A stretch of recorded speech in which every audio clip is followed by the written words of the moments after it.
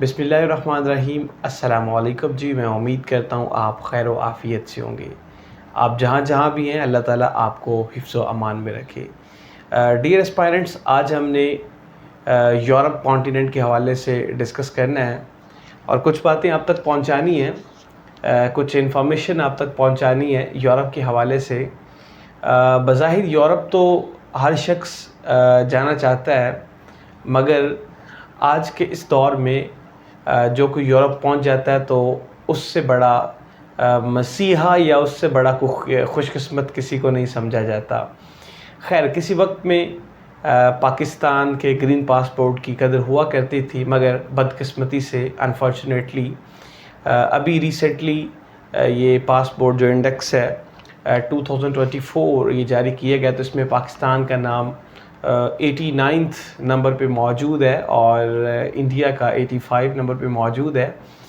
खैर, हमने तो आज डिस्कस करना है यूरोप के हवाले से। आज हम आपको सैर करवाएंगे यूरोप की, और जो लोग चले गए हैं उनको तो यूरोप मुबारक हो, लेकिन जो नहीं गए, जिन्होंने सपने पाले हुए थे और जाना चाहते थे मगर बदकिस्मती से नहीं गए और कुछ मसाइल की वजह से उनका नहीं जाना हुआ, तो आज हम उनको इसी लेक्चर में यूरोप की सैर करवाएंगे और बहुत मज़े से उनको सैर करवाएंगे। खूब वो इंजॉय करेंगे, होप सो। और उस यूरोप में जितने भी पीपीएससी के हवाले से सवाल आते हैं वो भी डिस्कस करेंगे, साथ साथ उनको यूरोप की सैर भी करवाएंगे। तो अपनी जो सीट बेल्ट है वो ज़रा बांध लीजिए और हम अपने सफ़र की तरफ चलते हैं। तो आज आपने डिस्कस करना है जी यूरोप के हवाले से। आप भी अपने नोट्स पे हेडिंग दे लें यूरोप। जैसा कि आप जानते हैं कि हमने ये जो पीपीएससी ये 1 पेपर एमसीक्यूज प्रिपरेशन के हवाले से एक बेहतरीन सेशन का आगाज़ किया हुआ है और मैं उम्मीद करता हूँ आप इससे भरपूर फ़ायदा हासिल कर रहे होंगे। मैं फिर बताता चले जाऊँ कि 10 डिफरेंट टॉपिक्स होते हैं पीपीएससी के, उनको हमने टैकल करना होता है, उनको हमने देखना होता है। तो उनमें से एक जियोग्राफी टॉपिक भी हमारे पास मौजूद है और उसमें से एक वर्ल्ड जियोग्राफी है। फिर हम पाकिस्तान जियोग्राफी की तरफ मूव करेंगे। तो वर्ल्ड जियोग्राफी या पाकिस्तान जियोग्राफी में, इसमें जियोग्राफी के साथ साथ एज़ वेल एज़ आपका जो जनरल नॉलेज का पोर्शन है वो भी साथ ही साथ यहाँ पे कवर हो रहा है। ठीक है, तो समझ लें कि आपके यहाँ पे as well as 2 different topics चल रहे हैं। जियोग्राफी भी चल रही है, साथ साथ आपका जनरल नॉलेज भी चल रहा है। मैं कोशिश करता हूँ कि आपको जियोग्राफी के साथ साथ आपको यहाँ पे जनरल नॉलेज के जो क्वेश्चंस है वो भी आप तक पहुँचाऊँ, ताकि आपका ये जो जनरल नॉलेज है ना, ये भी साथ साथ क्लियर होता रहे। ठीक है, तो वर्ल्ड ज्योग्राफी के क्वेश्चंस आते हैं और काफ़ी हद तक क्वेश्चंस जो पीपीएससी में पूछे जाते हैं वर्ल्ड ज्योग्राफी के हवाले से, तो आपने इनको अपने नोट्स का हिस्सा बनाना है। आपने ये लेक्चर्स कंप्लीट सुनना है और सब्र व तहम्मुल के साथ सुनना है।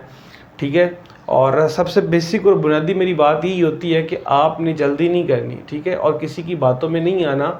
और जब आपका दिल करे ना कि ये आपका माइंड एक्सेप्ट करे कि यार अब मुझे इस वक्त पढ़ना चाहिए अपने टाइम टेबल के हवाले से, तो आपने तब पढ़ना है। ठीक है, अपना टाइम टेबल फिक्स कर लें अपनी ज़िंदगी में। जब तक आपके पास टाइम टेबल नहीं होगा तो आप किसी भी मुकाम पे बासानी नहीं पहुंच पाएंगे।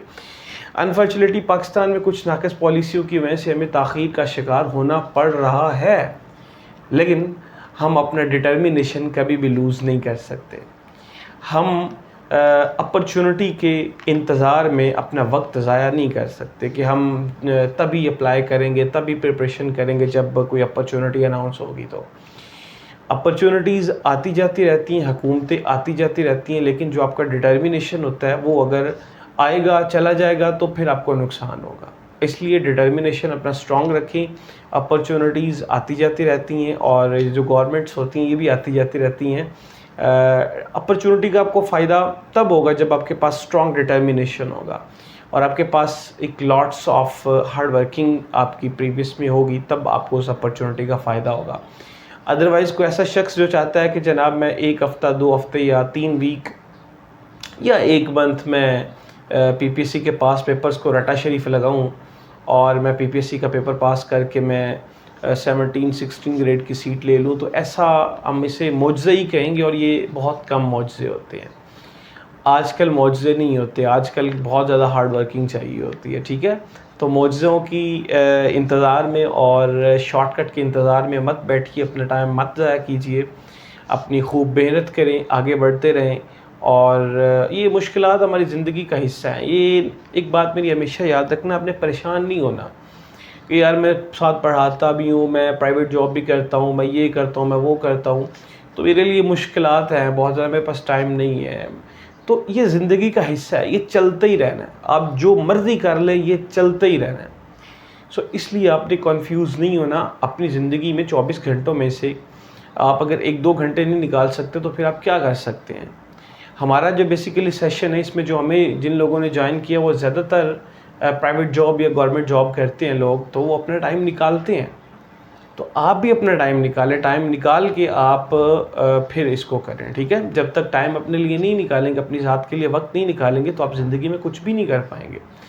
सो इसलिए अपने वक्त को इम्पोर्टेंस दीजिए and ultimately slow and steady wins the race, ठीक है? और अगर आप अपना वक्त ज़ाया कर देंगे, तो मैं हमेशा कहता हूँ there is no use to crying over spilled milk. एक ख़ास वक्त गुजरने के बाद आपको उसका कोई फ़ायदा नहीं होगा, फिर आप यही कहेंगे कि there is no use to crying over spilled milk, because time and tide wait for none. So let's start करते हैं जी। अपने लेक्चर का बाकायदा आगाज़ करते हैं। आप भी हेडिंग दे लें जी यूरोप की। तो आज हम आपको यूरोप की सैर करवाएंगे और वो सवालात डिस्कस करेंगे जो पीपीएससी के पेपर्स में बारहा पूछे गए हैं, एफपीएससी के पेपर्स में बारहा पूछे गए हैं, एनटीएस में पूछे गए हैं। और साथ ही साथ हम जनरल नॉलेज जीके का पोर्शन भी यहीं पे साथ ही साथ डिस्कस करेंगे। तो आप हेडिंग दे लें यूरोप। मैं तो हेडिंग दे चुका हूँ यूरोप, अब हेडिंग जो कि रहे हैं, सैर तो नहीं कर पाए। खैर ज़िंदगी में कभी मौका मिला, किस्मत में हुआ तो यूरोप का जो है वो विज़िट ज़रूर करेंगे। आप भी ख्वाहिशमंद हैं, लेकिन चलें सब्र करें फ़िलहाल, स्टिल राइट नो, जब वक्त आएगा तो आप भी सैर ज़रूर करेंगे। नहीं तो अभी तो ज़रूर करते हैं जी। चलें हेडिंग दे लें जी यूरोप की। मैंने तो हेडिंग दे ली है, आप भी अपने नोट्स में इसकी हेडिंग दे लें। और यहाँ पे लिखूँगा, डिस्कस करूँगा, तो आपने सारे के सारे उनको अपने नोट्स का हिस्सा बनाना है, ठीक है? अपने नोट्स में उनको ऐड करना है। तो सबसे पहला और बेसिक बुनियादी काम क्या करना है हमने, कि हमने मैप बनाना है। क्या बनाना है? मैप बनाना है। जब तक हम यूरोप का मैप नहीं बनाएंगे, हमें यूरोप की समझ कख भी नहीं आएगी। हम सबसे पहले बेसिक और बुनियादी काम ये करेंगे कि हम सबसे पहले यहाँ पे यूरोप का मैप ड्रा करेंगे। उसमें जो कंट्रीज़ हैं, जो पीपीएससी के हवाले से, एफपीएससी के हवाले से जो मेन और बेसिक कंट्रीज़ हैं, उनको हम यहाँ पे बनाएंगे। वैसे ओवरऑल तो तकरीबन हमारे पास 50 के राउंड अबाउट यूरोपियन कंट्रीज़ हैं, और उसमें से 44 कंट्रीज़ हैं, उनका अपना कैपिटल है। तो हम तकरीबन यूरोप में 44 कंट्रीज़ ही कंसिडर करते हैं। तो इसलिए हम 44 कंट्रीज़ को या 50-55 कंट्रीज़ को यहाँ पे डिस्कस नहीं करेंगे, यूरोप की कंट्रीज़ को, ठीक है? हम सिर्फ़ और सिर्फ उन कंट्रीज़ को डिस्कस करेंगे जो पीपीएससी के हवाले से इम्पोर्टेंट है। बस हमारा मेन और बुनियादी काम ये है कि हमने टारगेट किसको करना है, पीपीएससी को हमने टारगेट करना है। जो पीपीएससी में सवालात पूछे जाते हैं, हमने उनको डिस्कस करना है। इसके अलावा हमारा कोई फ़जूल काम नहीं है, ना हमने यहाँ पे कोई फ़जूल डिस्कस करना है, ठीक है? जो पीपीएससी के हवाले से, एफपीएससी के हवाले से बुनियादी मालूमात होगी, वही आप तक पहुँचाई जाएगी। सो सबसे पहला और बेसिक बुनियादी काम ये है कि हमने मैप ड्रा करना है। फिर हम उसके सराउंडिंग में देखेंगे कि उसके नॉर्थ पे, साउथ पे, ईस्ट पे, वेस्ट पे क्या क्या चीज़ें मौजूद हैं, ठीक है? और फिर हम उन कंट्रीज़ में घुस जाएंगे। उन कंट्रीज़ में जो जो बेसिक्स और बुनियादी पॉइंट्स होंगे पीपीएससी के हवाले से, एफपीएससी के हवाले से, जो बारहा पेपर्स में पूछे गए हैं और आपसे पूछे जा सकते हैं, और जो इंटरव्यू पैनल्स में कॉन्सेप्चुअल क्वेश्चंस आपसे पूछे जा सकते हैं, उनको हम डिस्कस करेंगे। तो वो सारी चीज़ें आपने नोट करनी है। चीज़ें मैं आपको फिर बता दूं कि आपने अपने नोट्स बेहतरीन खूबसूरत बनाने हैं, ठीक है? आपने जब वर्ल्ड ज्योग्राफी या ज्योग्राफी की टर्म होगी तो आपने उनके मैप्स बनाने हैं, ठीक है? और इसके अलावा आपने इम्तियाज़ शाहिद का जो वॉल्यूम आजकल चल रहा है 97 एडिशन है और वॉल्यूम नंबर 2 है, एडिशन 2024 है, ये आपने परचेज़ कर लेना। इसके 2021, 22, 23 के जो पास्ट पेपर्स हैं वो आपने जितना हो सकता है आप उनको पढ़ें, बल्कि इतना पढ़ें कि आप उनके जो ऑप्शंस हैं उनके बग़ैर उनके सवाल का आप जवाब देने में अहल हों, ठीक है? तो फिर आपकी प्रिपरेशन अच्छी होगी, आप इजीली पेपर जो है वो पास कर पाएंगे। सो मूव करते हैं जी। यहाँ पे सबसे पहले हम यहाँ पे यूरोप का मैप बनाते हैं। आपने भी मैप बनाना है, ठीक है जी। चलिए मैं यहाँ पे ना एक लाइन ड्रॉ करता हूँ इस साइड पे, यहाँ पे एक ना लाइन ड्रॉ करता हूँ। ये वाली जो लाइन है ना कुछ इस तरह से है, तो मैं ये लाइन इस तरह से मैंने ड्रॉ कर दिया, राइट। अब इस तरह से एक लाइन जो है वो ड्रॉ करें, बिकॉज़ ये मैंने लाइन इसलिए ड्रॉ किया कि ये जो हमारे पास साइड है ना, ये वाली साइड, ये सारी हमारे पास रशिया की साइड है। कौन सी है? रशिया। इस साइड पे सारे का सारा रशिया है, ओके। और ये जो रशिया है ये यूरोप का हिस्सा 25% है, 75% जो है वो एशिया में है रशिया। सो रशिया हमने साइड पे कर दिया, बेसिकली ये 25% ओनली यूरोप का हिस्सा है। तो इसके बाद मैं यहाँ से स्टार्ट करता हूँ जी, इस साइड से स्टार्ट करता हूँ। यूरोप की जो कंट्रीज़ हैं, जो बेसिक और बुनियादी कंट्रीज़ हैं, जो पीपीएससी के हवाले से हैं, उनको हम यहाँ पे बनाएंगे। फिर उनकी हम सराउंडिंग में देखेंगे, उनके ईस्ट वेस्ट, उनके नॉर्थ साउथ पे क्या क्या चीज़ें मौजूद हैं। फिर हम इन कंट्रीज़ में जो इवेंट्स हैं या इन कंट्री में जो मेन पॉइंट्स हैं पीपीएससी के हवाले से, उनको हम डिस्कस करेंगे। फ़िलहाल हम स्टिल राइट नो यूरोप के हवाले में डिस्कस करने वाले और यूरोप की सैर करने वाले। चले स्टार्ट करते हैं, ये मूव करते हैं। यहाँ पे आपने भी यहाँ पे जनाब इस तरह से मैप बनाना, जिस तरह से मैं मैप बना रहा हूँ। यहाँ पे चलें जी, यहाँ पे तो आपने कुछ इस तरह से बना लेना है जी, ठीक है। और इसको दो जो ना वो पोर्शन में आपने डिवाइड कर लेना है। मैप जिस तरह का भी बने कोई मसला नहीं है, मैं फिर कह रहा हूँ, मैप जिस तरह का भी बने कोई मसला नहीं है, एग्जैक्ट नहीं है, लेकिन ये उससे मिलता जुलता है, राइट। इस तरह का ये आपने भी बनाना, ठीक है। चले जी, ये कंट्रीज हम अब बनाते चले जाएंगे, आपने भी बनाते चले जाना, ठीक है जी। ये हमारे पास है जी स्पेन। यहाँ पे हम कौन सी कंट्री बनाएंगे जी? स्पेन बनाएंगे जी। ये स्पेन है, और स्पेन में यहाँ पे बॉर्डर आपको नज़र आ रहा है, और ये हमारे पास पुर्तगाल है। क्या कौन सी कंट्री है जी? पुर्तगाल है। कुछ मैं उर्दू में लिखता जाऊँगा, कुछ मैं इंग्लिश में लिखता जाऊँगा स्पेस को देखते हुए। ये पुर्तगाल है, ये स्पेन है। और इसी तरह से हमारे पास यहाँ पे स्पेन के साथ जो हमारे पास कंट्री है वो हमारे पास है जी फ्रांस। यहाँ पे आप एक कंट्री बनाए जी, वो कौन सी हमारे पास है जी? फ्रांस कंट्री है, राइट। ये है जी पुर्तगाल, ये है जी स्पेन, और ये हमारे पास फ्रांस है। फ्रांस के साथ हमारे पास जो है ना वो यहाँ पे एक कंट्री मौजूद है जिसे हम बोलते हैं जी जर्मनी। जर्मनी का तो नाम सुना होगा, ठीक है जी। और जर्मन लैंग्वेज तो बहुत सारे स्टूडेंट सीख रहे हैं और जर्मनी जाना भी चाहते हैं। तो ये हमारे पास जर्मनी है जी, ठीक है।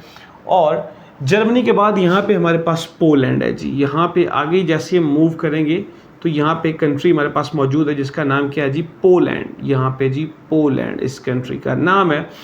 और इसी तरह से यहाँ पे हम आगे मूव करें तो यहाँ पे हमारे पास एक कंट्री आती है जी। यहाँ पे एक कंट्री है, उसका नाम है जी बेलारस।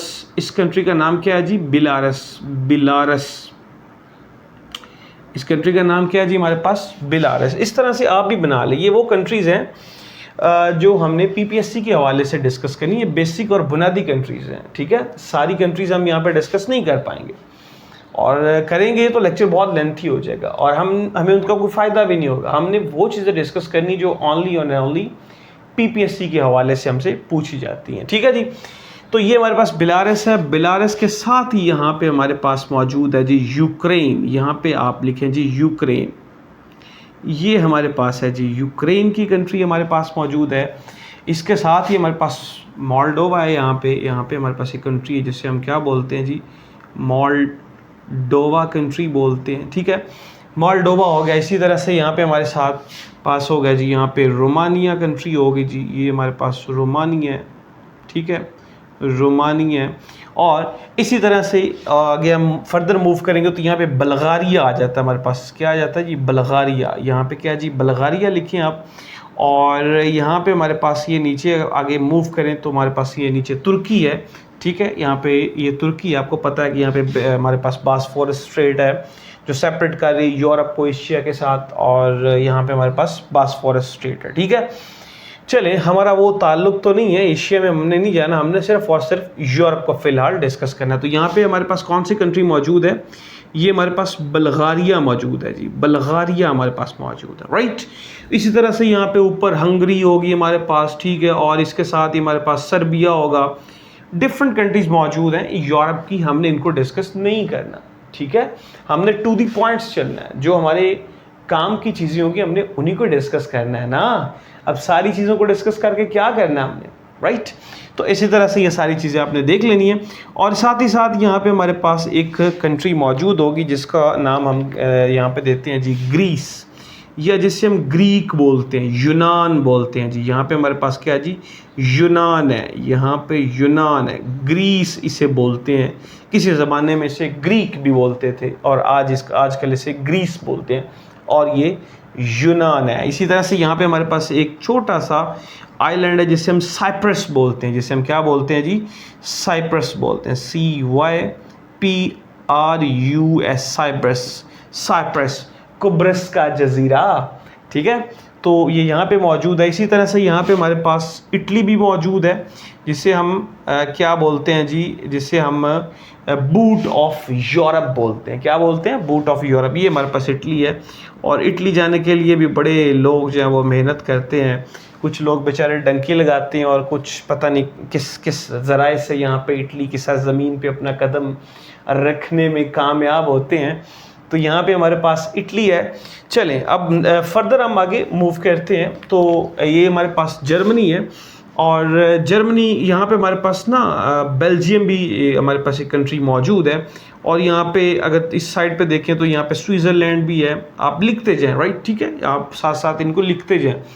लेकिन ये सारी कंट्रीज जो हैं जो हम डिस्कस करेंगे तकरीबन, जिनके हवाले से PPSC के हवाले से, तो ये हमने इसका जो मैप है वो हमने अच्छे तरीके से अपने माइंड में रखना है। जब हमारे माइंड में यूरोप का मैप होगा ना, तो हमसे कोई भी सवाल पूछेगा ना, तो हमें फ़ौरन क्लिक कर पाएंगे कि यार ये फ़लाँ कंट्री कहाँ पे मौजूद है। अब अगर आपसे कोई पूछता है कि बल्गारिया में कोई सवाल आपसे पूछता है, या आपसे वो कहता है कि जनाब ये जो साइप्रस है ये कहाँ पे मौजूद है, अगर आपको साइप्रस का पता ही नहीं होगा, इसकी लोकेशन भी नहीं पता होगा, और आपको ये भी नहीं पता होगा कि ये किस कॉन्टिनेंट में मौजूद है, तो आप साइप्रस के बारे में क्या बता पाएंगे, कुब्रस के बारे में क्या बता पाएंगे। सवाल ये PPSC में आता है कि ये जो साइप्रस है ये कब फतह किया गया, कुब्रस का जजीरा कब फतह किया गया। तो ये 28 हिजरी में फतह किया गया हज़रत उस्मान गनी के दौर में। तो अगर आपको साइप्रस का, कुब्रस का पता ही नहीं होगा, तो आप कैसे उसको रट्टा लगा लेंगे, भूल जाएगा बाद में। तो इसलिए इनकी लोकेशंस याद रखें, ये कहाँ कहाँ मौजूद है, ठीक है। तो यहाँ पे हमारे पास बेल्जियम भी है, और यहाँ पे हमारे पास साथ ही साथ हमारे पास नीदरलैंड्स भी है, ठीक है। ये बेल्जियम है, B से बेल्जियम है, और यहाँ पे नीदरलैंड्स हमारे पास मौजूद है, राइट। इसी तरह से जर्मनी से आप इस साइड पे मूव करें तो यहाँ पे हमारे पास एक कंट्री मौजूद है जिसे हम डेनमार्क बोलते हैं। क्या बोलते हैं जी, डेनमार्क बोलते हैं। इसको मैंने D से लिख दिया, तो ये आप अपने माइंड में रखें, ये डेनमार्क है, ठीक है।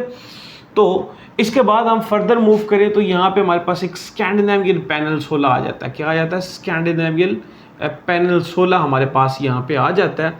तो स्कैंडिनेवियन पेनिनसुला में हमारे पास क्या होता है जी, स्कैंडिनेवियन पेनिनसुला में हमारे पास यहाँ पे दो कंट्रीज़ जो हैं वो डिफरेंट हो जाती हैं। एक है जी नॉर्वे, नॉर्वे में भी बड़े लोग जाना चाहते हैं। यहाँ पे हमारे पास नॉर्वे है जी, यहाँ पे हमारे पास क्या है, नॉर्वे, और यहाँ पे हमारे पास स्वीडन है। ये क्या है जी, स्वीडन है।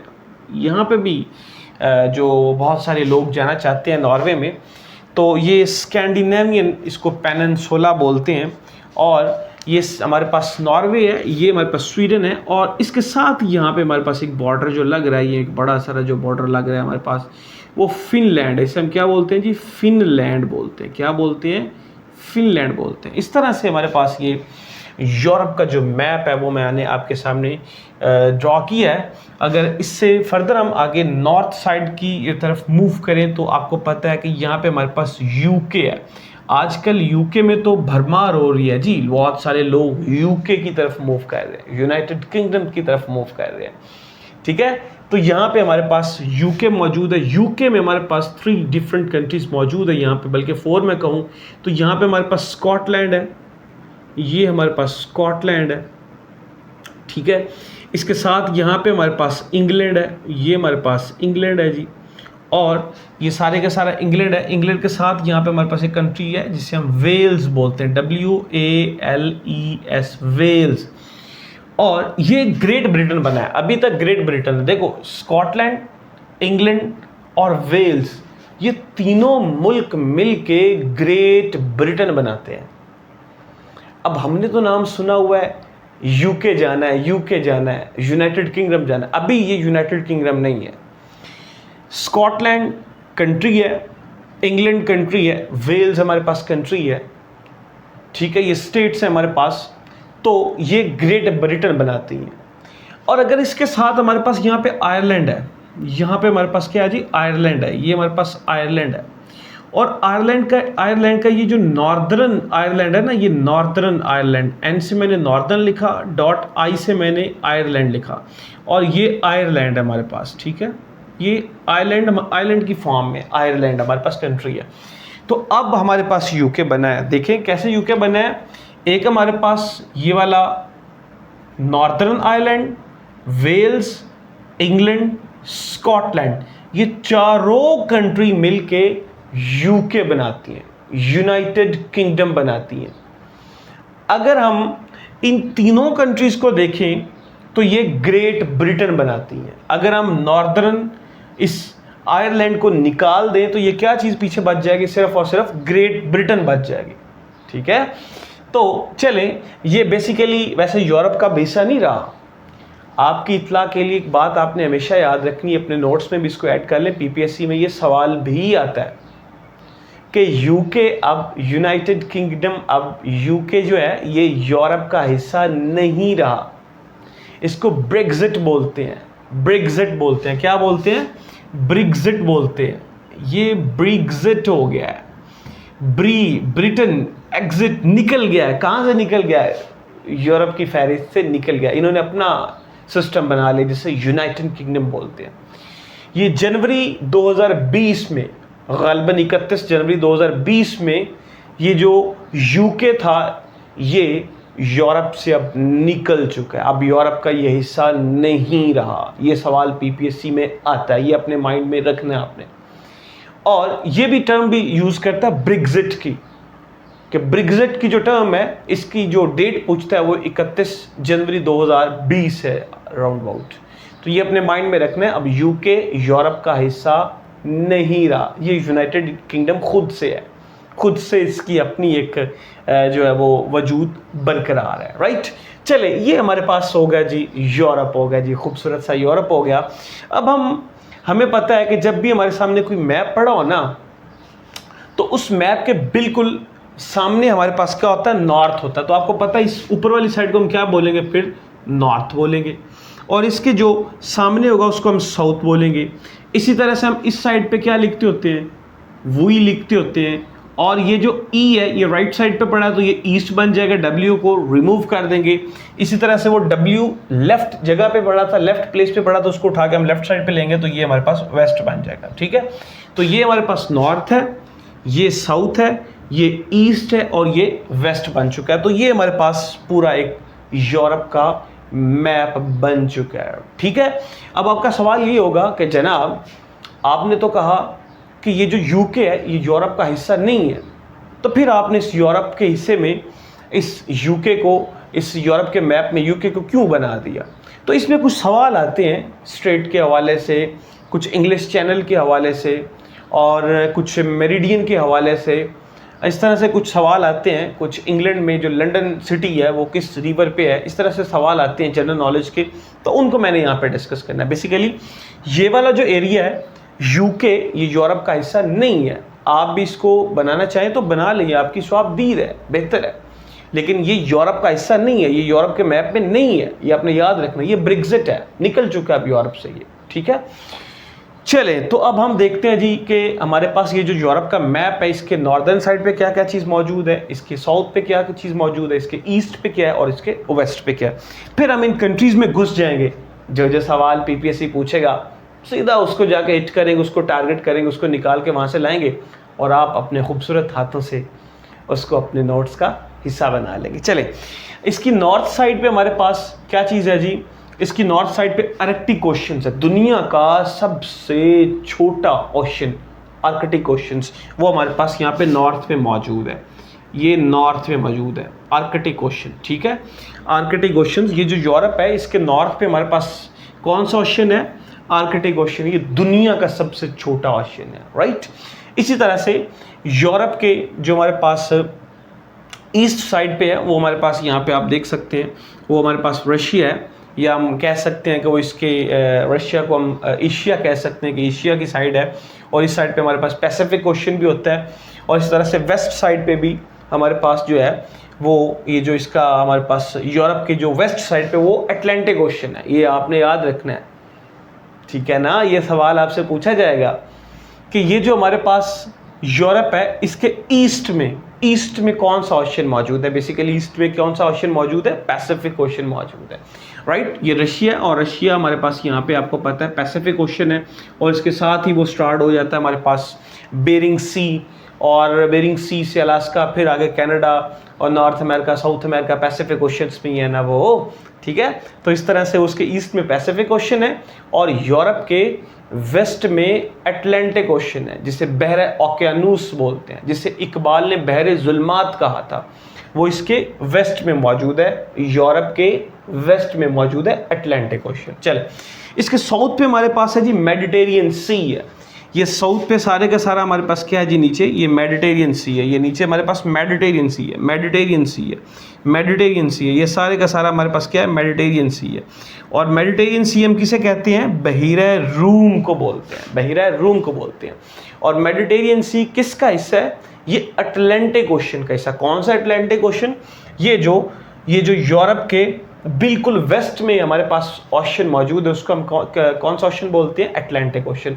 और उस अटलांटिक ओशन का एक सी है जो अटलांटिक ओशन से निकलता है, उसको हम क्या बोलते हैं, मेडिटेरियन सी बोलते हैं। उस मेडिटेरियन को उर्दू में क्या बोलते हैं, बहरे ओकेयानूस बोलते हैं, सॉरी उसको हम उर्दू में क्या बोलते हैं, मेडिटेरियन सी को हम उस मेडिटेरियन सी को उर्दू में क्या बोलते हैं, उस मेडिटेरियन सी को हम उर्दू में क्या बोलते हैं, बहिरा रूम बोलते हैं। ये यूरोप के हमारे पास साउथ में मौजूद है। और आपको पता है कि यूरोप के साउथ में कौन सा कॉन्टिनेंट मौजूद है, ये सवाल पूछा जा सकता है आपसे। अगर आपके पास कॉन्सेप्ट ही नहीं तो आप कैसे उसको बता पाएंगे। तो यूरोप के बिल्कुल साउथ में हमारे पास मेडिटेरियन सी है, और मेडिटेरियन सी को जैसे ही हम क्रॉस करेंगे तो हमारे पास अफ्रीका स्टार्ट हो जाता है, काले लोगों की कंट्री जो है ना वो स्टार्ट हो जाती है, ठीक है। तो ये हमारे पास ओवरऑल होगा जी, ये जो हमारे पास यूरोप है इसके नॉर्थ पे क्या है, इसके ईस्ट पे क्या है, वेस्ट पे क्या है, और इसके साउथ पे क्या क्या चीज़ें मौजूद है, ये कौन कौन से ममालिक यहाँ पे मौजूद हैं। चलें अब मूव करते हैं इन कंट्रीज़ में, और इनमें जो बेसिक पॉइंट्स हैं, जो इम्पोर्टेंट टॉपिक्स हैं, जो इम्पोर्टेंट्स बातें हैं, जो इम्पोर्टेंट्स हमारे पास फैक्ट्स एंड फिगर्स हैं, जो पीपीएससी डिमांड करता है, पीपीएससी बार बार पूछता है, उनको हम यहाँ पे डिस्कस करेंगे, ठीक है जी। चले स्टार्ट करते हैं। तो इस साइड से स्टार्ट करते हैं जी। सबसे पहले हमारे पास मौजूद है यहाँ पे पुर्तगाल मौजूद है जी। क्या मौजूद है, पुर्तगाल हमारे पास कंट्री है। ये पुर्तगाल हमारे पास यूरोप की कंट्री है। इसका कैपिटल लिस्बन है, ये आपने साथ साथ लिखना है, ये इंपॉर्टेंट चीज़ें हैं। ये सवाल आते हैं पीपीएससी में, क्या पूछता है वो, कंट्रीज़ के कैपिटल पूछता है, वो कंट्रीज़ की करेंसी पूछता है, वो कैपिटल्स में या करेंसी वो हमारे पास कंट्रीज़ में मौजूद जो इम्पोर्टेंट्स फैक्ट्स एंड फिगर्स हैं, जो इम्पोर्टेंट्स हमारे पास पॉइंट्स हैं, इवेंट्स हैं, जो प्लेसेस हैं, लोकेशंस हैं, उनके बारे में पूछता है। तो वो सारी चीज़ें आपने जो है ना वो अपने माइंड में रखनी है। तो पुर्तगाल हमारे पास क्या है जी, एक यूरोप का मुल्क है। इसका जो कैपिटल है वो लिस्बन है, LISBON, Lisbon is the capital of Portugal. ये कई बार सवाल आया, ठीक है जी। तो चलें स्टार्ट करते हैं पुर्तगाल के हवाले से। अब पुर्तगाल ना, जब पुर्तगाल को डिस्कस करें ना, तो अगर हम वास्को डे गामा का नाम ना लें तो पुर्तगाल को डिस्कस करना ही अधूरा रह जाएगा। वास्को डे गामा का नाम तो आपने सुना होगा, नहीं सुना तो पीपीएससी के पेपर्स उठा के देख लो, कहीं ना कहीं मिल जाएगा, बल्कि कहीं ना कहीं बारहा मिलेगा।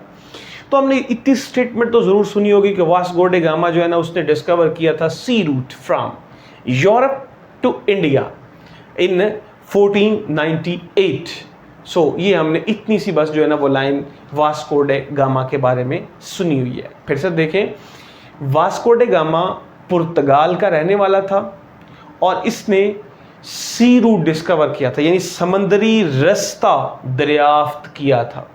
कहाँ से लेकर कहाँ तक, यूरोप से लेकर, ये जो यूरोप है यहाँ से लेकर इंडिया तक, हिंदुस्तान तक उसने जो है ना वो बहरी सफ़र जो था वो करके उसने सी रूट, बहरी जो हमारे पास रास्ता था, समुद्री रास्ता था, वो उसने दरियाफ्त किया था 1498 में। ये सवाल आता है पीपीएससी में। क्या सवाल आता है कि वास्को डे गामा ने कब जो sea route from Europe to India या यूरोप टू सब कॉन्टिनेंट उसने डिस्कवर किया था, तो वो कब किया था? 1498 में किया था। ये सवाल आता है वास्को डे गामा के हवाले से, सी रूट उसने डिस्कवर किया था। अब वास्को डे गामा की ज़िंदगी के हवाले से कुछ जो है ना वो सवाल आपसे डिस्कस करते हैं। हमें तारीख़ ने बहुत धोखा दिया है, सच में बहुत धोखा दिया है। हमें लिखी हुई या बताई हुई बातों ने बहुत धोखा दिया है। बेसिकली हमें ये बताया गया कि ये जो यूरोप के लोग थे, ये तजारत की गर्ज से हमारे हिंदुस्तान में आया करते थे, और ये लोग बहरी जो सफ़र किया करते थे, तब हमारे पास कोई इतना जदीद दौर तो नहीं था कि लोग जो बाय एयर आया करते थे, तो या बाय रोड भी आया करते थे, लेकिन इतना लंबा सफ़र जो वो मुश्किल था बहुत करना। बहरी सफ़र वो जहाज़ों के थ्रू किया करते थे, बहरी जहाज़ जो बेड़े हुआ करते थे उनके थ्रू वो सफ़र किया करते थे। तो हमें बस यही बताया गया कि ये जो यूरोप के लोग हैं, जैसे ईस्ट इंडिया कंपनी के लोग थे, वो तिजारत करने की गरज से ही यूरोप में आए थे। बस इतना ही हमने सुना, इसके अलावा कुछ भी नहीं सुना। ये हमें पता है कि वो तिजारत करने की गरज से यूरोप से हिंदुस्तान आए थे, तो लेकिन उन्होंने कब्ज़ा भी तो हिंदुस्तान पे किया था ना। उन्होंने फिर हिंदुस्तान के साथ क्या किया था? ये लोग ऐसे ही करते थे, आते तिजारत की गरज से ही थे, लेकिन ये लूट मार मचाया करते थे, ये डाका जनी किया करते थे, डाके डाला करते थे ये लोग। वास्को डे गामा की ज़िंदगी भी कुछ इस तरह से ही जुड़ी है। हमें बस इतना ही बताया गया कि जनाब वास्को डे गामा ने सी रूट डिस्कवर किया from Europe to India. Basically Vasco da Gama जो था ये पुर्तगाल का रहने वाला था और एक्सप्लोरर भी था ये, और लेकिन उससे ज़्यादा ये इसकी ज़िंदगी कुछ और तरह की है।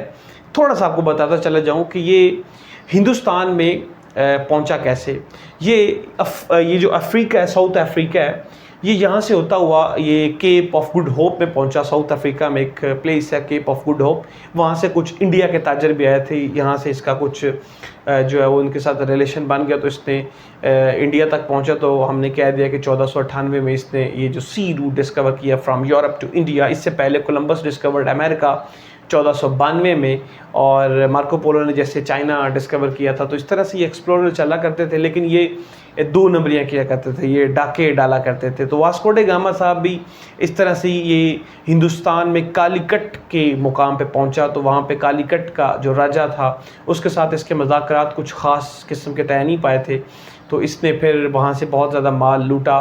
और कहा जाता है कि वहाँ से जो कालीकट से हिंदुस्तान से ये जो हज करने की गरज से लोग मक्का की तरफ पहुंच रहे थे, तो 400 उसमें मुसाफिर थे, 50 तकरीबन उसमें औरतें मौजूद थी उस जहाज़ में। तो इसने उस जहाज़ को लूट लिया था वास्को डे गामा ने, और इवन दैट उसको आग लगा के समंदर में उसको ख़त्म कर दिया था। इसके अलावा भी कहा जाता है कि ये जो कालीकट का हिंदुस्तान का राजा था, उसके साथ इसके कुछ मुज़ाकरात ख़ास किस्म के तय नहीं पाए थे। वो इसे कहता था कि तुम अगर तजारत की गर्ज से आते हो तो भाई साहब मुझे टैक्स पे करो, मैंने तुमसे टैक्स लेना है। तो ये गुंडागर्दी किया करते थे ना ये यूरोप के लोग। तो इस तरह से उसके साथ इसके मज़ाकरात जो थे वो तय नहीं पाए थे। खैर कुछ इस तरह से उसने फिर ये जो लूट मार मचाई इस वास्को डे गामा साहब ने, इसके साथ काफ़ी लोग चला करते, ये अकेला नहीं लूट मार मचाया करता था, और भी लोग इसके साथ चला करते थे। तो इस तरह से ये इसकी एक और भी कहानी मशहूर है इस वास्को डे गामा की। वो ये है कि राजा साहब जो कालीकट के हिंदुस्तान के राजा साहब थे, उसने एक बंदा मुज़ाकरात की गर्ज से इसके लिए पास भेजा कि यार मुज़ाकरात करो, तुम इस तरह से लूट मार मत मचाओ हमारे रास्ते में। तो इस वास्को डे गामा ने उस शख्स के कान और नाक काट दिए, और काटने के बाद उसने वो जो उसके कान थे ना, वहाँ पे उसके कुत्ते के कान उसके लगा के उसको शख्स को लगा के वापस भेज दिया था। तो इस तरह का ये सफ़ा किस्म का शख्स था। लेकिन ये हमारी कहानी का हिस्सा तो नहीं है, लेकिन मैं बताना सिर्फ इसलिए चाहता हूँ कि यूरोप के लोग इस तरह के हुआ करते थे।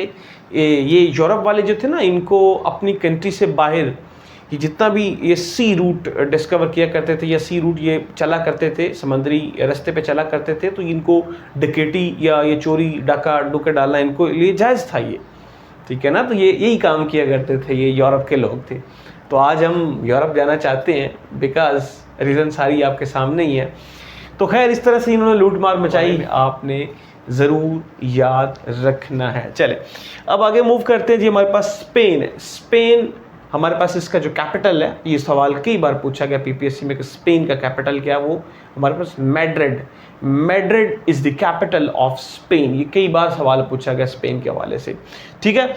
तो स्पेन, और यहाँ पे हमारे पास अफ्रीका स्टार्ट होता है। तो यहाँ पे हमारे पास ना अल्बोरियन सी है या मेडिटेरियन सी कह सकते हैं। तो यहाँ पे हमारे पास जिब्राल्टर स्ट्रेट है, यहाँ पे मराको है, मराकश है, मराकश, और यहाँ पे जिब्राल्टर स्ट्रेट है, ठीक है। तारिक बिन ज़ियाद जो था 711 ईस्वी में उसको भेजा गया था बनु उमैया सल्तनत में कि वो स्पेन को जाके फ़तह करे, यूरोप को फ़तह करे। तो वो 711 में यहाँ पे पहुँचा था स्पेन में। तो उसने यहाँ पे अपनी कश्तियाँ जला दी थी। तो वो तारिक बिन ज़ियाद का आपने वाक़या सारा ही सुना है, ठीक है। तो इस तरह से ये जिब्राल्टर स्ट्रेट के बारे में आपने याद रखना है। ये जिब्राल्टर स्ट्रेट है, ये स्पेन और मराकश को सेपरेट करती है। ये हम ये कह सकते हैं कि ये यूरोप और अफ्रीका को सेपरेट करती। कौन? ये जिब्राल्टर स्ट्रेट। ये सवाल आए हुए हैं, मैं फिर कह रहा हूँ, ये सारे के सारे वो सवाल हैं जो पीपीएससी में आए हुए हैं। किस तरह से करके पूछता है कि जिब्राल्टर स्ट्रेट जो है ये किन दो कंट्रीज़ को सेपरेट करती है, ये किन दो कॉन्टिनेंट को सेपरेट करती है। जिब्राल्टर स्ट्रेट पे तारिक बिन ज़ियाद कब पहुंचा, जिब्राल्टर स्ट्रेट जो थी हमारे पास, ये जो स्पेन था, ये कब फतह हुआ, ठीक है। इस तरह से सवाल पूछे जा सकते हैं। स्पेन के हवाले से एक और सवाल पूछा जाता है कि ये जो बनु उमैया था ना, इसके बाद बनु अब्बासिया सल्तनत आ गई थी। तो उन्होंने इनका बेड़ा गर्क कर दिया था बनु उमैया सल्तनत का, बनु अब्बासिया ने, ठीक है। तो यहाँ से इन्होंने सारे जो इनके हुक्मरान थे बनु उमैया के ख़त्म कर दिए थे बनु अब्बासिया ने, ठीक है। तो इनमें से ना एक शख्स बच के निकला था उनके हुक्मरानों से, अब्दुर्रहमान वन। ये सवाल पीपीएससी में बारहा पूछा गया है कि स्पेन में फिर किस मुसलमान हुक्मरान ने जाके अपनी सल्तनत कायम की। वो अब्दुर्रहमान वन ने की थी। वो अब्बासी सल्तनत से बच के निकला था, बच गया था, बाकी सबको मार दिया। उसके बाद ये जो ईसाई थे उन्होंने यहाँ से, ईसाइयों ने मुसलमानों से जो सल्तनत थी वो छीन ली थी। चलें, स्पेन के हवाले से आपने कुछ याद रखना है। इसके अलावा ना यहाँ पे हमारे पास एक यहाँ पे बे ऑफ बिस्के है। ये सवाल आता है, बे ऑफ बिस्के। सवाल पीपीएससी में आता है कि Bay of Biscay is between which country, किन किन ममालिक के दरमियान बे ऑफ बिस्के है। तो वो बे ऑफ बिस्के, ये जो आपको स्पेन नज़र आ रहा है, स्पेन और फ्रांस के दरमियान कहाँ पे मौजूद है, ये बे ऑफ बिस्के है। ये बे ऑफ बिस्के है, इसको बे ऑफ बिस्के बोलना है, BAY बे, और बिस्के की स्पेलिंग क्या है, BISBCAY, बे ऑफ बिस्के, ठीक है। आपको पता है ना, क्रीक बड़ी होती है तो गल्फ बड़ी होती है तो बे बड़ी होती है तो बाइट। तो ये बे ऑफ बिस्के है बिटवीन स्पेन एंड फ्रांस। ये बारहा सवाल पूछा गया पीपीएससी में, ये नोट कर लें, ठीक है। चलिए, ये बे ऑफ बिस्के हो गया। इसके बाद हम फ्रांस की तरफ मूव करते हैं। तो फ्रांस का आपको पता है कि फ्रांस के कैपिटल का नाम क्या है, Paris. Paris is the capital of France. और आपको पता है कि ये जो एफिल टावर है ये भी कहाँ पे मौजूद है। ये सवाल आते हैं, ये सवाल आया कि एफिल टावर कहाँ पे सिचुएटेड है, किस कंट्री में है। तो Eiffel tower is situated in France. कहाँ पे हमारे पास, इसी फ्रांस में हमारे पास ये जो एफिल टावर है, ठीक है। और यहाँ पे हमारे पास पेरिस है, इसका कैपिटल, उसका नाम क्या है, जिसके कैपिटल का नाम क्या है, पेरिस है। कहाँ पे हमारे पास, यहाँ पे मौजूद है। अब सवाल पीपीएससी में क्या आता है कि जो पेरिस सिटी है ये किस दरिया के किनारे पे है, ये सवाल आता है। और ये 12 सवाल पूछा गया पीपीएससी में। तो साइन रिवर जो है उसके किनारे पे हमारे पास ये जो पेरिस सिटी है, किसकी पेरिस सिटी है, फ्रांस की। फ्रांस का कैपिटल पेरिस। ये जो फ्रांस का कैपिटल पेरिस है, ये किस दरिया के किनारे पे, ये सवाल आता है। तो ये साइन, SIENE, ये दरिया साइन के किनारे पे हमारे पास ये जो पेरिस है ये मौजूद है। और इसके हवाले से और सवाल क्या कौन सा आता है, एफिल टावर के हवाले से सवाल आता है, ठीक है जी। एफिल टावर कहाँ पे, फ्रांस में ही है।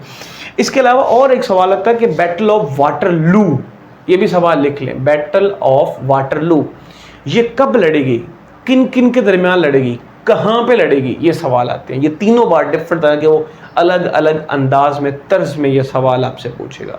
तो ये आपने अपने माइंड में रखना है। बैटल ऑफ वाटरलू 1815 में लड़ेगी। बैटल ऑफ वाटरलू कब लड़ेगी? 1815 में लड़ेगी। कहाँ पे लड़ेगी? ये जो बेल्जियम है ना, ये बेल्जियम, इस बेल्जियम में हमारे पास एक प्लेस का नाम है वाटरलू। ये जो बेल्जियम कंट्री है, बेल्जियम कंट्री के अंदर एक सिटी है, एक प्लेस का नाम आप समझे कि एक प्लेस का नाम है, उसका नाम है वाटरलू। वहां पे जंग लड़ेगी थी। कब लड़ेगी थी? 1815 में लड़ेगी। किन किन के दरमियान लड़ेगी थी?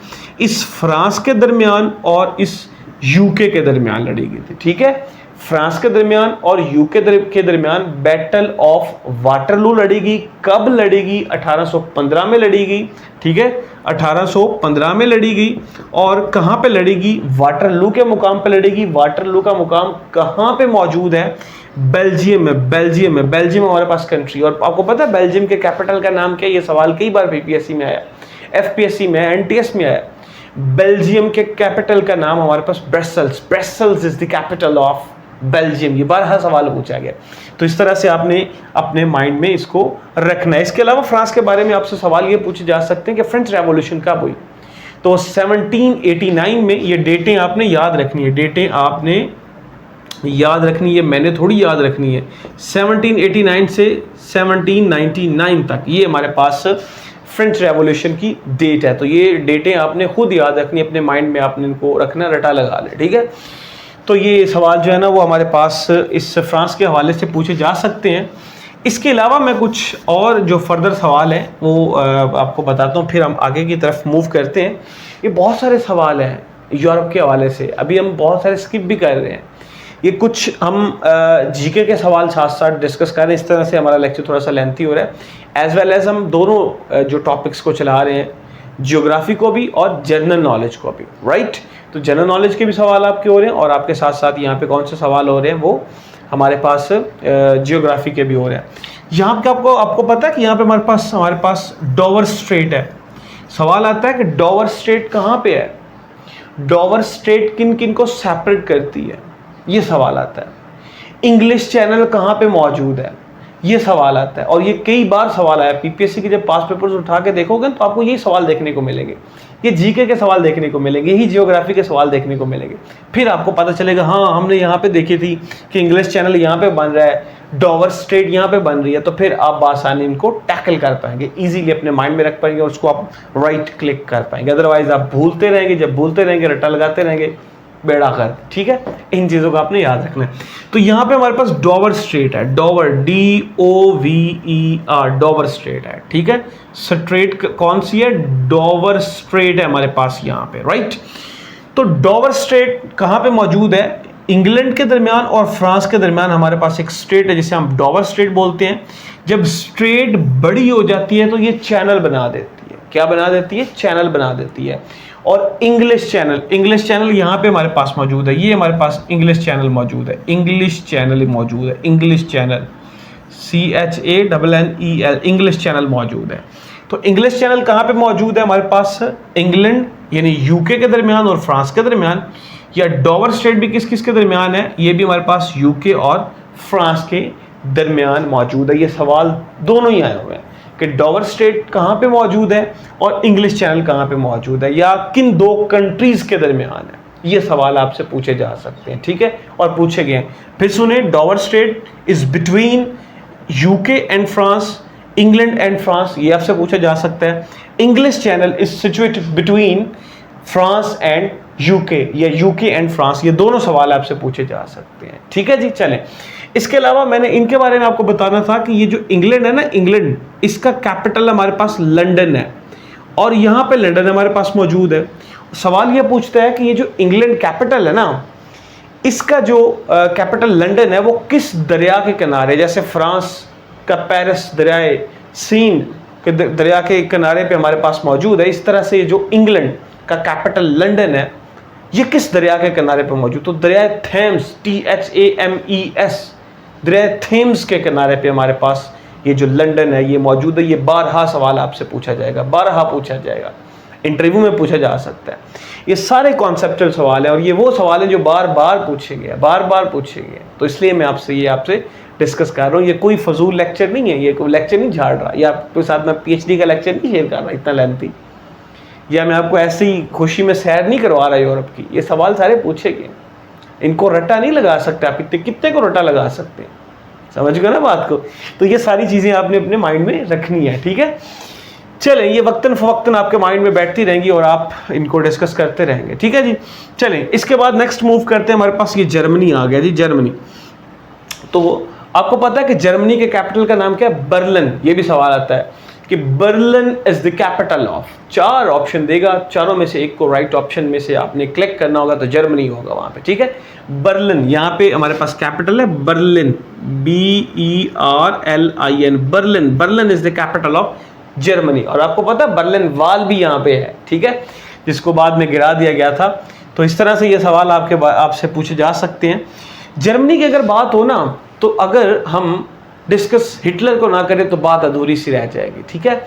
तो जर्मनी के हवाले से हिटलर जो है ना वो बहुत मशहूर है। बेसिकली हिटलर, एडोल्फ हिटलर, ये था उधर का ऑस्ट्रिया का रहने वाला था। ये भी सवाल आता है कि Adolf Hitler is belong to from which country, तो वो ऑस्ट्रिया का था। लेकिन बेसिकली उसने वर्ल्ड वार 1 जो थी वो जर्मनी की तरफ से लड़ी और जर्मनी जंग हार गया वर्ल्ड वार 1 में।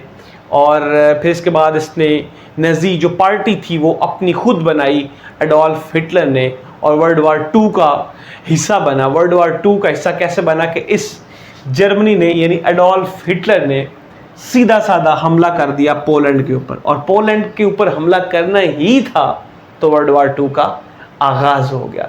वर्ल्ड वार 2 कब हुई थी?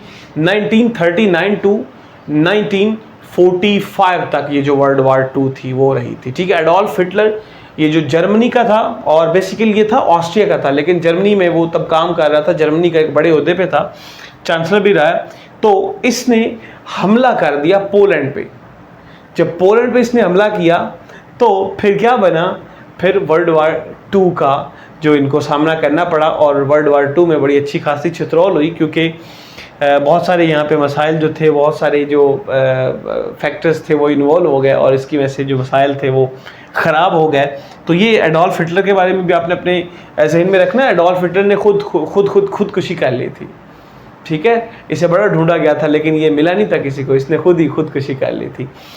तो इस तरह से ये आपने जर्मनी के हवाले से भी आपने याद रखना है। और ये पोलैंड का कैपिटल पूछता है कि capital of Poland is Warsaw. Warsaw is the capital of Poland. आपको पता है वारसा एक हमारे पास एक तरह की मिलिट्री अलायंस भी रही थी अगेंस्ट नाटो। जब वर्ल्ड वार 2 हुई थी तो पूरी दुनिया 2 हिस्सों में बट गई थी। एक तरफ रशिया चाइना था और एक तरफ अमेरिका का कैंप था, ठीक है। तो ये जो वारसा था ये रशिया ने बनाया था, 1955 में बनाया था, नाटो के खिलाफ बनाया था। नाटो एक मिलिट्री अलायंस है।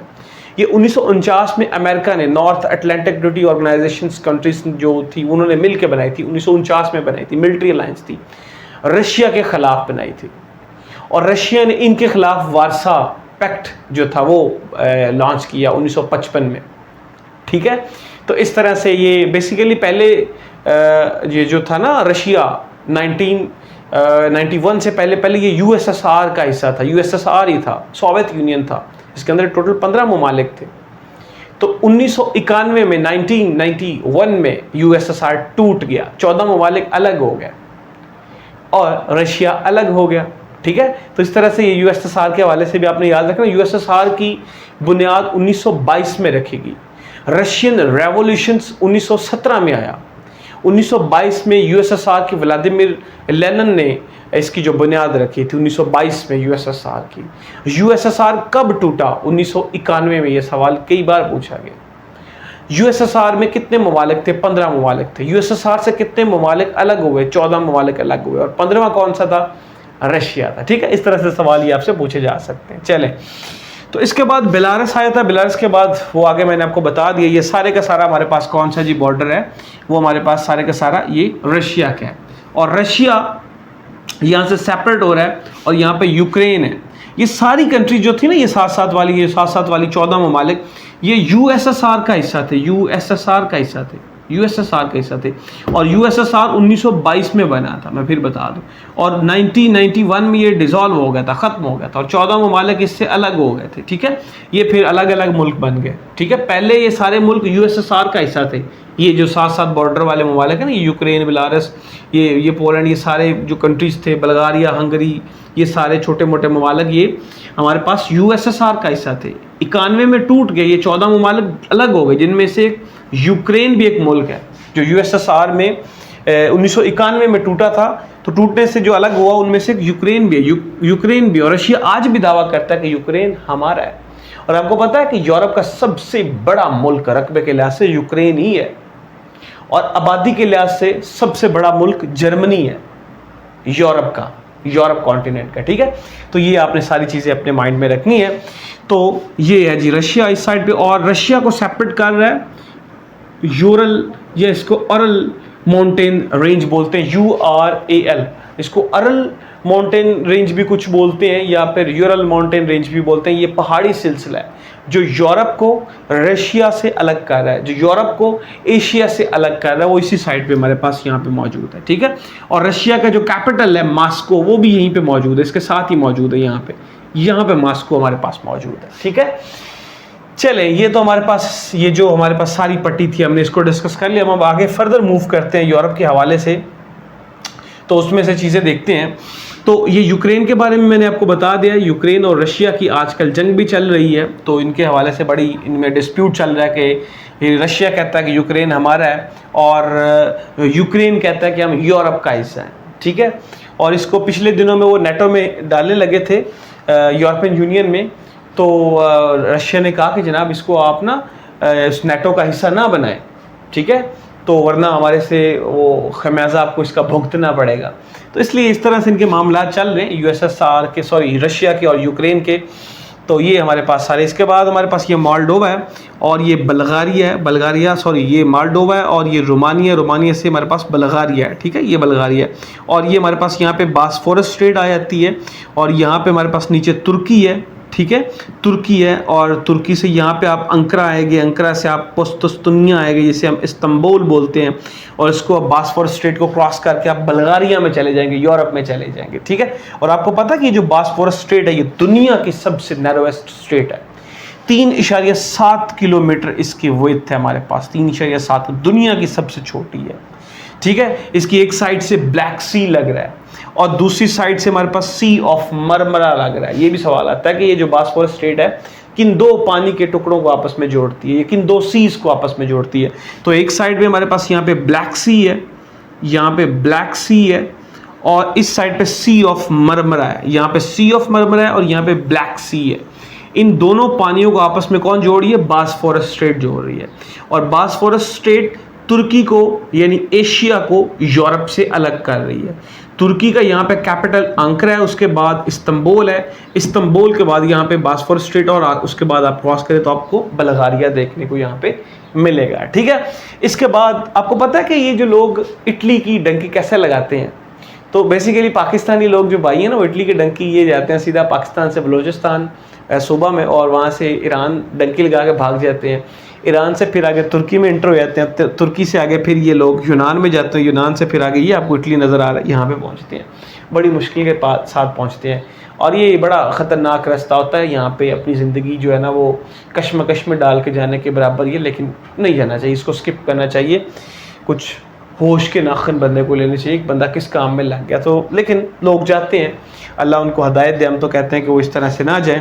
तो इस तरह से वो डंकी लगा के जनाब यहाँ पे इटली भी पहुँचते हैं और यूनान के रास्ते में पहुँचते हैं। तो यहाँ पे ना यूनान है, ये देखिए यूनान है, बल्गारिया के साथ यूनान है। तो यूनान के हवाले से मैं आपको बताऊं कि यूनान का कैपिटल, जिसको हम इंग्लिश में यूनान को बोलते हैं ग्रीक बोलते थे, ग्रीस अब बोलते हैं, और इसका कैपिटल एथेंस है। ये भी सवाल आता है कि जो ग्रीस का कैपिटल है उसको हम क्या बोलते हैं? ये Athens is the capital of Greece. और आपको पता है कि जो ओलंपिक्स गेम्स है, ओलंपिक्स गेम्स का आगाज़ कहाँ से हुआ था? ये यूनान से ही तो हुआ था ना। मैं आपको साथ साथ, आपने बोर नहीं होना, आपने कंफ्यूज नहीं होना, जनरल नॉलेज प्लस जियोग्राफी साथ साथ चल रही है। तो लेक्चर आपको मैं इसलिए एक आसान अंदाज में समझा रहा हूँ ताकि आपको समझ आ जाए, ठीक है ना। ये लेक्चर झाड़ना को बड़ी बात नहीं है, आपको समझ आना बड़ी बात होती है। चले, तो ये जो यूनान है ना, यहाँ से ओलंपिक्स का आगाज़ हुआ था, ठीक है। कुछ चीज़ें मेरे पास यहाँ पे स्पेस थोड़ी है तो आपने लिखते जाना है, मैं बोलता जाऊँगा। ठीक है। तो यूनान जो है ना, यूनान में हमारे पास ओलंपिक्स का आगाज़ हुआ था 1896 में।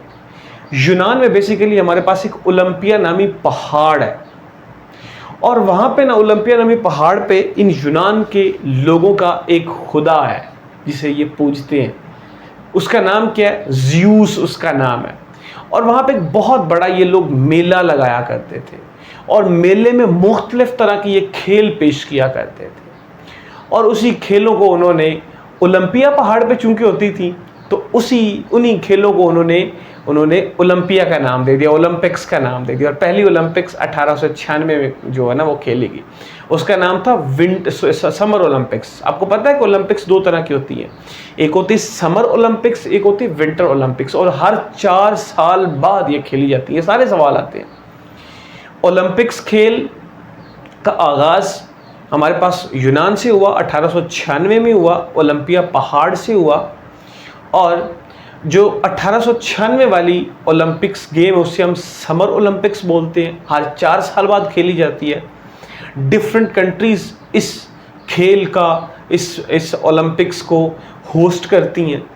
और विंटर ओलंपिक्स 1924 में फ्रांस में खेली गई थी, ठीक है। दो तरह की होती है, एक समर ओलंपिक्स और एक विंटर ओलंपिक्स। समर ओलंपिक्स 1800 हमारे पास 96 में आई, और विंटर ओलंपिक्स 1924 में। 1924 में कहाँ सबसे पहले खेली गई? ये हमारे पास फ्रांस में खेली गई। इस तरह से ये सवाल आपने याद रखनी है। इसके बाद हमारे पास इटली है। तो इटली जो है, इसको हम बूट ऑफ द यूरोप बोलते हैं। इटली जाने का सबका ख्वाब है, बहुत सारे लोग इटली जा रहे हैं, ठीक है। कुछ लोग इलीगल जा रहे हैं, कुछ लोग इलीगल जा रहे हैं, तो दोनों वे से लोग यहाँ पे पहुँचने की कोशिश कर रहे हैं। तो यहाँ पे हमारे पास इटली का जो कैपिटल है उसका नाम रोम है, ROME। Rome is the capital of Italy.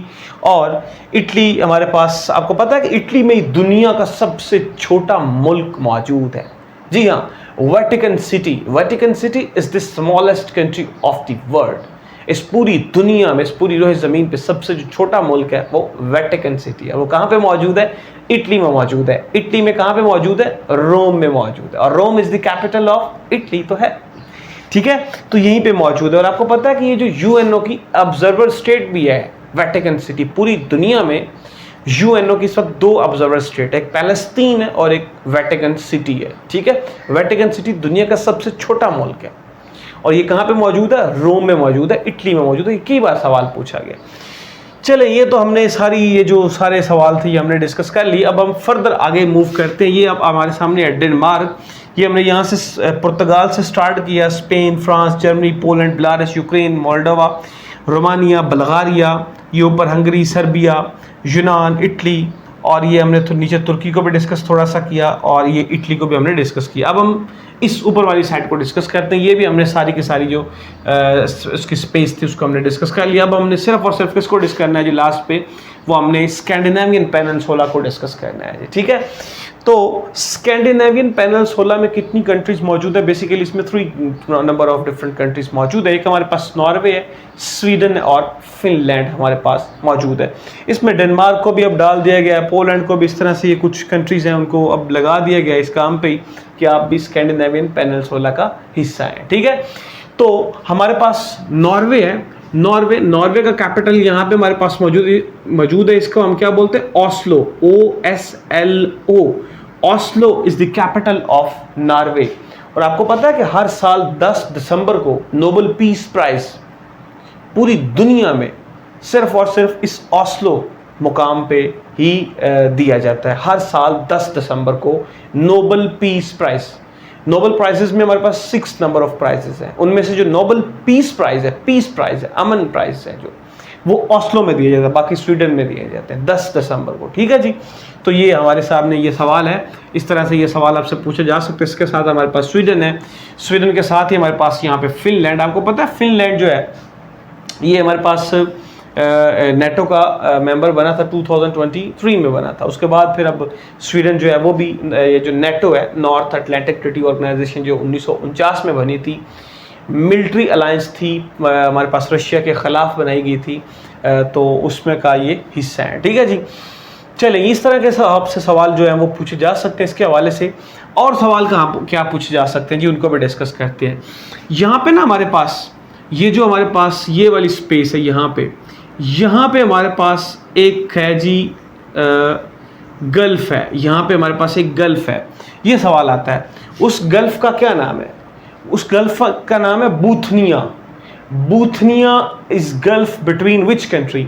तो वो स्वीडन एंड फिनलैंड के दरमियान में। ये स्वीडन है हमारे सामने, यहाँ पे स्वीडन है और यहाँ पे फिनलैंड है। इन दोनों के दरमियान में हमारे पास एक गल्फ है। ये सवाल पीपीएससी में बारहा पूछा गया। ये गल्फ है, ये स्वीडन है, ये फिनलैंड, इन दोनों के दरमियान में हमारे पास एक गल्फ है जिसे गल्फ ऑफ बूथनिया बोलते हैं। और ये किस सी में मौजूद है? दुनिया का सबसे जो छोटा सी है बाल्टिक सी, उसमें मौजूद है। ये सारे का सारा पानी हमारे पास कौन सा है? बाल्टिक सी का। ये बाल्टिक BLTIC बाल्टिक सी है हमारे पास। ये कौन सा जी? बाल्टिक सी है।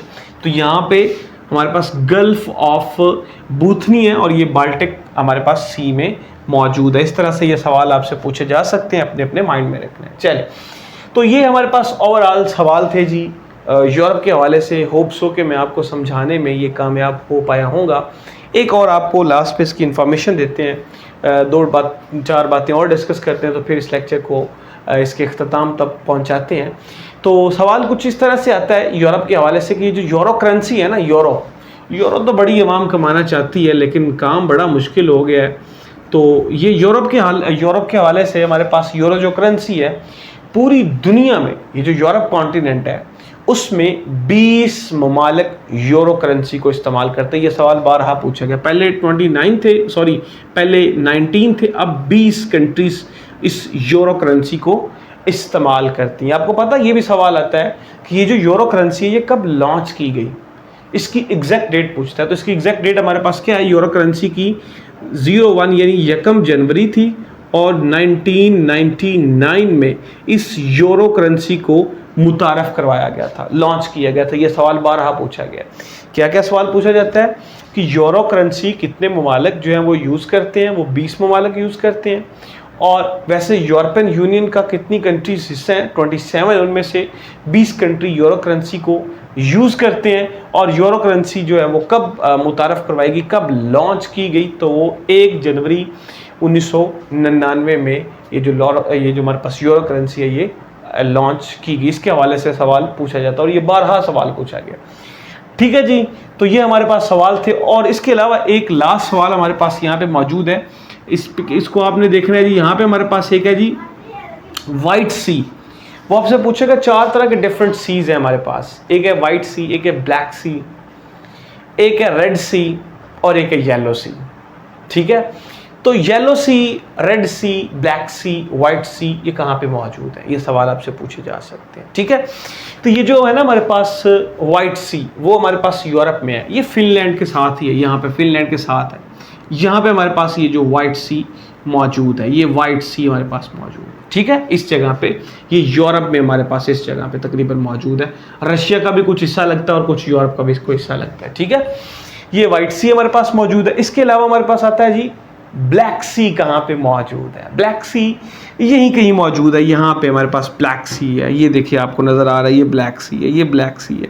ये ब्लैक सी जो है इसको बास्फोरस स्ट्रेट भी लगती है और इसको इधर से जॉर्जिया ने, ये यूक्रेन ने, बल्गारिया ने, इन कंट्रीज़ ने, टर्की ने ये घिरा हुआ है इस ब्लैक सी को। तो ये यहाँ पे हमारे पास क्या है जी? वो ब्लैक सी है। इसके अलावा हमारे पास रेड सी का आपको पता है कि ये हमारे पास एशिया और अफ्रीका को अलग करता होता था ना। यहाँ पे वो हमारे पास नीचे होता था एशिया और अफ्रीका, तो उसमें हमारे पास दरमियान में मौजूद है रेड सी। और आपको पता है कि ये जो येलो सी है ये कहाँ पे मौजूद है? ये चाइना में हमारे पास मौजूद है। ठीक है, कोरियन पेनिनसुला के पास ही मौजूद है। एक साइड पे येलो सी है और सेंटर में कोरियन पेनिनसुला, ये नॉर्थ कोरिया और साउथ कोरिया, दूसरी साइड पे हमारा सी ऑफ जापान है। राइट, तो ये आपसे ये जो सी के बारे में भी सवाल पूछ सकता है, तो आपने इनको अपने माइंड में रखना है, हर सूरत अपने माइंड में रखना है। ठीक है, इसके अलावा एक और आखिरी सवाल, फिर आपसे इजाज़त। आप मुझे लगता है बहुत तंग आ चुके होंगे, लेकिन ये सारे का सारा लेक्चर बहुत इंपॉर्टेंट है। कभी आपको याद आएगा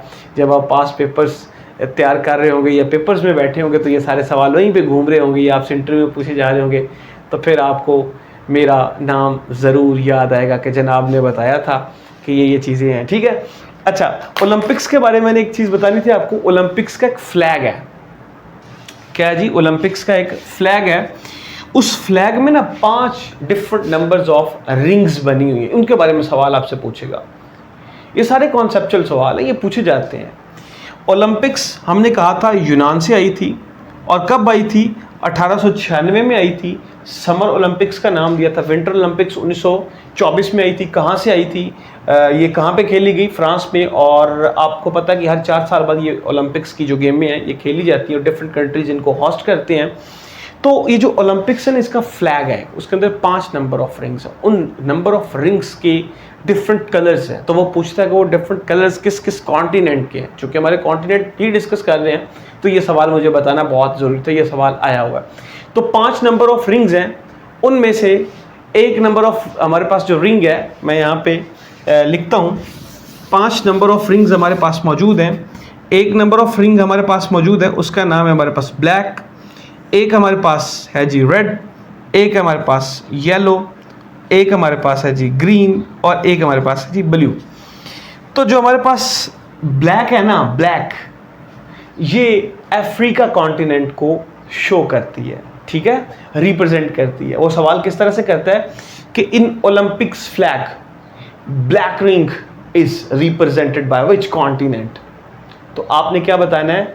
आपने अफ्रीका बताना है। अफ्रीका के लोग काले होते हैं ना, तो जो रिंग है वो भी काले कलर की है, उसका रंग कलर भी काला है। तो अफ्रीका के लोग काले हैं, तो काले रंग की जो हमारे पास रिंग है वो अफ्रीका की होगी। तो वो किसकी होगी?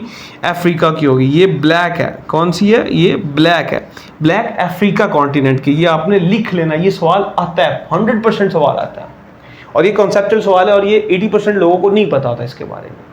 जिन लोगों ने डीपली स्टडी की होती है, कॉन्सेप्चुअल स्टडी की होती है, और अंडर सुपरविजन स्टडी की होती है, उनको पता होता है इन सवालों का। और ये इंटरव्यू पैनल में बड़ा सवाल पूछते हैं इस तरह के, ठीक है।